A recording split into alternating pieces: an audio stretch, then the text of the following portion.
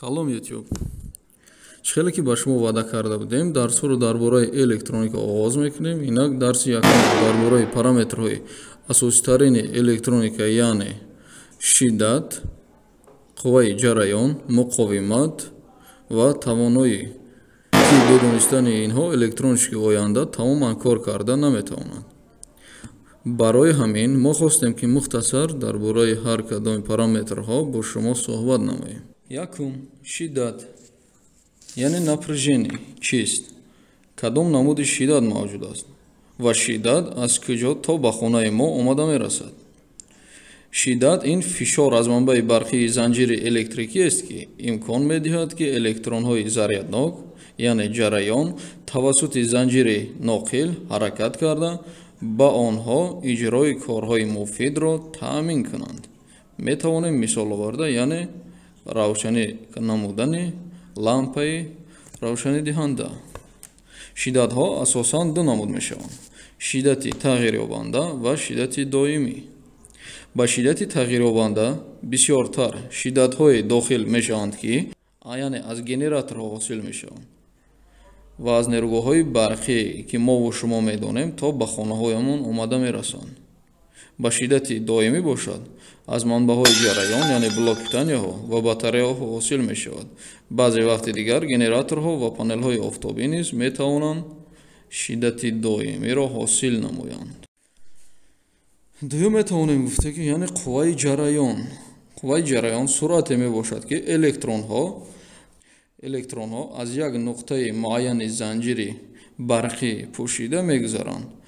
Ампер воҳиди байналмилалии ченкунии қувваи ҷараён мебошад. Он ба миқдори электронҳое ки баъзан онро заряди барқӣ меноманд, дар назар доранд ки тавассути як нуқтаи муайяни занҷир дар муддати муайяни вақт ҳаракат мекунанд. Муқоимат ин бузургие мебошад ки мухолифи қувваи ҷараён дар занҷири электрикӣ инъикос мегардад. Воҳидаш он мебошад. Ноқил ва ғайри ноқил. Ноқилҳо маводи дорои муқоимати хеле паст ки дар онҳо электронҳо метавонанд озод ҳаракат кунанд. намунаҳои он метавонанд ки нуқра, мис, тилло ва алюминий бошанд. ғайри ноқил ё изоляторҳо. маводҳои муқоимати баланд ки ҷараёни электронҳоро маҳдуд мекунанд, изоляторҳо ё ғайриноқилҳо ном дорад. намунаи онҳо метавонанд ки резина, коғаз, шиша, чӯб, пластмасса ва ғайра бошанд. Нимноқил моддае мебошад ки қобилияти электрикӣ аз 10 дараҷаш минуси 10 то 10 дараҷаш 4ро дорад ки мувофиқи ин хосиятҳо байни ноқил ва изолятор ҷойгир аст. Тафовути назарияи банд байни ноқилҳо, нимноқилҳо ва изоляторҳо чунин аст: дар нимноқилҳои холис ва изоляторҳои электронӣ байни қитъаи пуршуда, яъне валентӣ ва банди ноқил як минтақаи манъшудаи энергия мавҷуд аст. қариб ҳамаи элементҳои радиоэлектроника аз нимноқилҳо сохта шудаанд ки намунаи онҳо транзистор, диод, резистор ва ғайраҳо мебошанд. Тавоноӣ яъне мощност.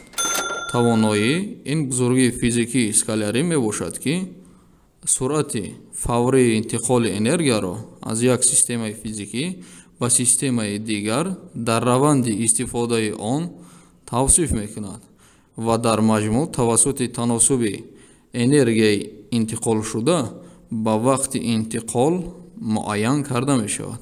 Дар системаи Си воҳиди ченкунии тавоноӣ ватт аст. Ба энергияи як ҷоуле ки дар муддати 1 сония интиқол дода мешавад, 1 ватт баробар 1 ҷоул сония ва арзиши адади тавоноӣ, яъне мощност, ки дар ҳама гуна манбаъҳои иттилоотӣ нишон дода шудааст, аз ҷониби пешфарз маҳз ҳамин давраи дуюмро дар назар дорад. хеле ки дар пештарак гуфта гузашта будем, برای الکترونیک آینده کدام فرمولاتی کار میکنن، چی را بیشتر باید بدونن. 4 پارامتر اساسی را گفتیم. پارامترهای گفتگیمون خیلی که در جمع نوشته ماندم. انا یکم گفتیم شدت، قوه جریان، مقاومت و توانایی. برای چی ما 4 پارامتر گفتیم؟ حاضر بگیم یک مختصر کده میفهمونیم. در جمع یک چند سخیمه را تصویر کردیم. خیلی که دیدین اینجا نامعلوم موندیم، نامعلوم یک تاشده مثال کار کردیم.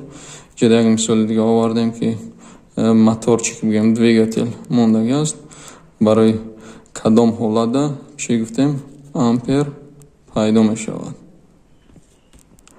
در حالتی که нагрузка پیوست نیست، یعنی همو مثال در اینجا رول نگرسکا را موتور موندیم، در اینجا لامپا موندیم. لامپا چخیلی که دیدیستین.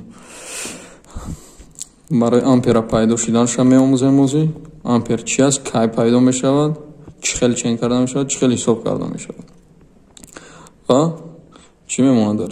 در اینجا میتونیم مقاومت سپراتیولینی را ببینیم. در همین سخیمه اودیترنی، سخیمه فنریک میگن، سخیمه همه اودیترنی برای یادگیری برای الکترونیکای نو. خیلی یک بار میبینیم، باز نشانتون میتونم یک بار جایش نفهمیدیم، بعد با درسای دیگری دا سوال جواب میکنیم. نصیب باشه کدام جایش که نفهمیده باشه. نگر یکم اچی سر میکنیم. یکم در اینجا ما مثالی اودیترین شد گفتیم. انا سخیمه اودیترین گفتیم لامپچکا. در اینجا سخیمه باتری، این لامپچکا ایش включатель. ما در اینجا معین کردیم که لامپای ما را مقاومتش 100 اوم، شدت ما 12 ولت. ما در اینجا میتونیم چی را بیابیم؟ امپر. امپر از کجای 0.12 امپر از کجا پیدا شد؟ میتونیم توسط فرمولا که در اینجا ما مثال آوردگیم. او برابر ای برابر او تقسیم ار، قوه جریان یافتنش در جای واحدش چی میبره؟ امپر. قوه جریان ما فرمولا نگاه کرده، ما شدت напряжениемон 12 вольт معلوم است، مقاومتمون معلوم است. امپر بگیم اگر که نامعلوم باشه برای یافتنش، این قوه جریان برابر شدت تقسیم مقاومت برابر میمونیم از روی داده شدگیمون 12 ولتی بگیم باتریامون، 100 اومی لامپامون. ما بگیم که قوه جریان روی قوه امپرش باید یافتیم. ای کدام امپرش چند است؟ 0.12 که میبره وقتی 12 رو تقسیم 100 میکنیم 0.12 گفتیم واحدش امپر. یک سخیمه دیگه را اهمیت میتیم. در اینجا ما ولتمون معلومه، شدت مقاومتمون معلومه 100 اوم. میتونیم چی را بیابیم؟ میتونیم توانایی ماشینست بیابیم، میتونیم قوه جریان بیابیم. برای یکم کدام شو یافتن ممکن است. مثال میگیریم قوه جریان ای برابر از روی فرمولا او تقسیم ار، تقسیم ار برابر 12 تقسیم 100 گفتیم. امروز 0.12 امپر. وقتی که امپر را یافتیم چی میمونه مودا؟ پی برابری او ضرب قوه جریان، شدت ضرب قوه جریان برابر 12 ولتیمو ضرب 0.12 برابر میکنیم 4 وات. یک سوال اساسی دیگر هست. بعضی میگن напряжение هردش است 220 ولت، یعنی امپر هم در درونی همه امپر فرق نمیکنن، امپر نمیدونن کجا حساب کردن در کاره. ما میتونیم در این مثال کشیدگیمون بیاریم. در اینجا موتور چی است؟ 12 ولت است. در اینجا включатель بگیم در حالت کشیدگی، یعنی ана гирён нест себкандагӣ занҷири электрикӣ. дар ҳолати дуюм бошад занҷири электрикӣ пайваст аст. мо ҳамин мисоли кашидагира барои ампера ёфтан ҳозир айрӯи чӣ аз рӯи вақте ки пайваст мекунем ҳамин схемаи гуфтагира метавонем фаҳмем ки ампер кай пайдо мешавад, ампер ҳаст кадом вақт нест. аҳамият додем шумо як бор дар инҷо занҷира пайваст кардагием дар инҷо ҳозир фақат бе нагрузка.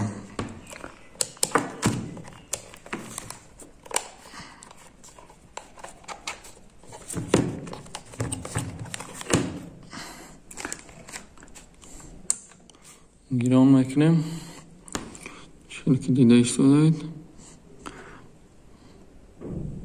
мо метавонем дар инҷа ранги схемаи кашидагимон 12 волт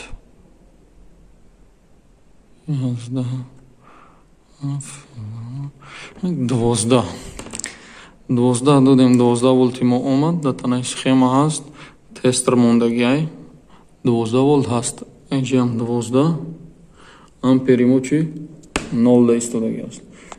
хеле ки дидестин 12 волт ҳаст ампер 0 барои чи барои мо нагрузкара пайваст накардем.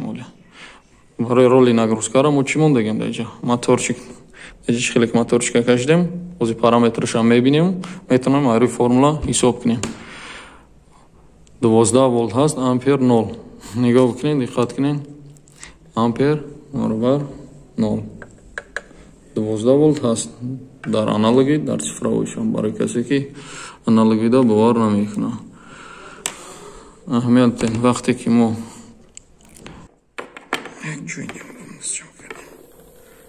вақте ки мондем нагрузкара то охир дистай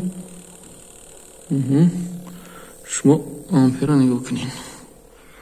вақте ки ма волтажа баланд мекунам чени гуфтем 12 волт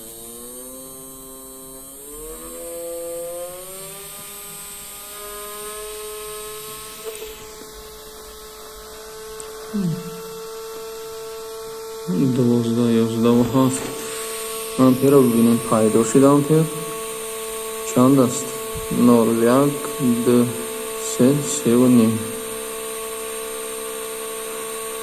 3 хадда ки боша 0 1 1 пас 0 бо 0 меша не 0,0 ампер.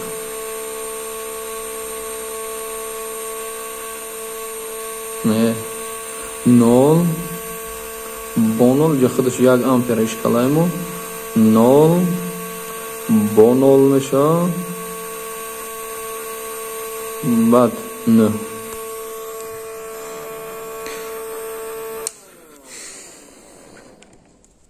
значит ампери мо чанд баробар 0 баъд 0,0 ампер. окей агар садиқати ҳисоб кунем чанд мешуда инҷа 1 ампериш 1000 миллиампер ана 0,100 миллиампер 0,90 миллиампера метавонем гардонда 90 миллиампер 90 миллиампер метавонен формуларо интернет скачат кунен дар Google дазанен ҳамаи намуди формула ҳаст. рӯси қати поиск метавонем дарси имрӯзаро ҳамин қати метавонем ҷамъбаст кунем бо дарсои оянда детально ҳар яктаи формуларо ҳар яктаи мо параметри гуфтагира метавонем алоҳида бигзорем. хайр раҳмат барое ки тамошо кардем то охирша. кӯшиш мекунем чанд қайм мешавад содатар барои шумо чи фаҳмонда тием. и мотори ки ёфтем амперша метавонем тавассути ҳамон формулаое ки нишон додагием бо далши параметроша ҳисоб кунем барои схемаи нава сборка кардан. хайр хуш омадед ба канал. обуна шавед, лайк монед, подписка кунед.